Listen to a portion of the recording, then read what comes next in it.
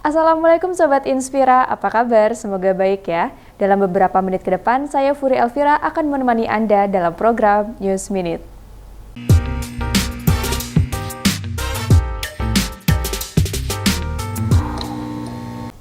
Direktur Perum Bulog memantau kondisi stok dan pasokan beras di Pasar Beras Johar, Karawang, Jawa Barat. Pihak Bulog juga memastikan stok beras yang melimpah, harga beras di pasaran akan segera turun. Didampingi Subdrive Bulog Karawang, Jawa Barat, Direktur Perum Bulog Bayu Krisnamurti meninjau langsung stok dan pasokan beras di salah satu mitra Bulog di Pasar Johar, Karawang. Tambahan pasokan beras Bulog sebanyak 300 ton per hari melalui program SPHP sudah mendekati pasokan normal di Pasar Induk Johar, yaitu sebanyak 500 ton per hari. Bulog menargetkan pasokan beras yang melimpah ini bisa disalurkan oleh mitra Bulog untuk menekan harga beras kembali normal. Bahkan dalam 3 hari ini, harga beras sudah mengalami penurunan sebesar Rp1.000 sampai Rp2.000 per kilogramnya. Selain itu, melimpahnya pasokan juga nantinya akan ditunjang dengan masuknya beras dari beberapa wilayah yang saat ini telah memasuki masa panen. Jadi kemarin sudah disampaikan oleh para pedagang bahwa sekarang beras di Pasar Johar sudah sangat banyak, sudah bertambah, dan harga sudah turun Rp1.000 sampai Rp1.200. Datang dari panenan di Demak, panenan di Indramayu, dan juga karena adanya beras Bulog yang masuk ke pasar grosir ini, pasar grosir, pasar induk Johar Karawang ini, dan itu membuat harga di sini menjadi lebih stabil sekaligus turun karena sudah terjadi panen. Jadi ini memberikan harapan karena pasar Johar ini menjadi rujukan di samping juga memasok berbagai kota di sekitar Karawang maupun Jawa Barat. Penyebab turunnya harga ini karena satu ya, terutama saya berterima kasih banget di Simba Bulog ya, karena pasokan beras Bulog SPHP yang digelontorkan 6 hari sudah 1.600 ton. Jadi dampaknya sangat luar biasa, langsung drop harga.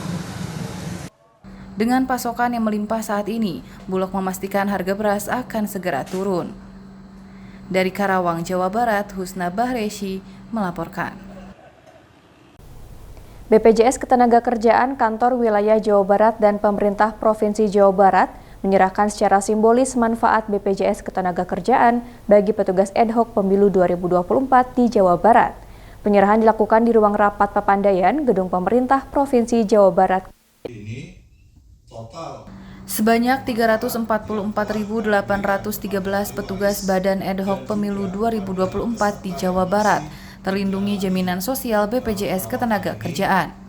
Sebanyak 24 diantaranya meninggal sebelum melaksanakan tugas, 1 mengalami kecelakaan kerja hingga meninggal, dan 11 masih dalam perawatan fasilitas kesehatan.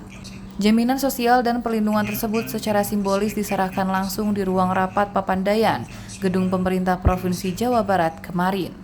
Sejauh ini total penyaluran manfaat BPJS Ketenagakerjaan kepada ahli waris maupun penerima manfaat, yaitu Rp1,28 miliar. Kepala BPJS Ketenagakerjaan Kantor Wilayah Jawa Barat, Romi Efrianto menyampaikan, perlindungan kepada penerima manfaat turut mencakup kegiatan sebelum pelaksanaan tugas, di mana 24 petugas meninggal sebelum bertugas dan telah didaftarkan sebagai peserta manfaat BPJS Ketenagakerjaan. Diakui Romi, jumlah petugas ad hoc pemilu 2024 di Jawa Barat yang terlindungi jaminan sosial ketenagakerjaan masih terbilang sedikit. Hanya 7 dari 27 kabupaten maupun kota di Jawa Barat yang mengakolasikan anggaran untuk perlindungan ketenagakerjaan petugas Badan Ad hoc Pemilu 2024. Dari 27 Kabupaten Kota Jawa Barat itu baru 7 yang mengikuti program perlindungan sosial, yaitu BPJS Ketenagakerjaan. Ada yang meninggal, ada yang sakit, ya, dan yang meninggal dari secara khusus anak-anaknya mendapat jaminan biaya untuk sekolah sampai perguruan tinggi. Pada kesempatan yang sama, Dodo Suhendar selaku PLH Asda Bidang Pemerintah dan Kesejahteraan Rakyat mengatakan, PJ Gubernur Jawa Barat telah menghimbau kepada tiap-tiap Pemkab maupun Pemkot untuk bisa memfasilitasi jaminan sosial ketenagakerjaan para pegawai dan petugas pemilu, dengan tujuan agar para petugas penyelenggara dapat jaminan kesehatan lebih optimal. Meski diakuinya sejumlah faktor menjadi kendala internal seperti kekuatan anggaran. Pihaknya berharap pemilu 2024 menjadi pembelajaran bagi kota Kabupaten Bandung, belum mengalokasikan anggaran perlindungan ketenagakerjaan bagi pegawai maupun petugas ad hoc. Undang-undang, regulasi dan termasuk Perda 05/2023 juga sudah diamanahkan kepala daerah untuk mengalokasikan anggaran dan memfasilitasi perlindungan bagi pekerja. Seperti diketahui, Badan Ad Hoc Pemilu terdiri atas KPU, PPK, PPS, KPPS, Patarlih atau petugas pemuktahiran data pemilih, dan petugas ketertiban TPS.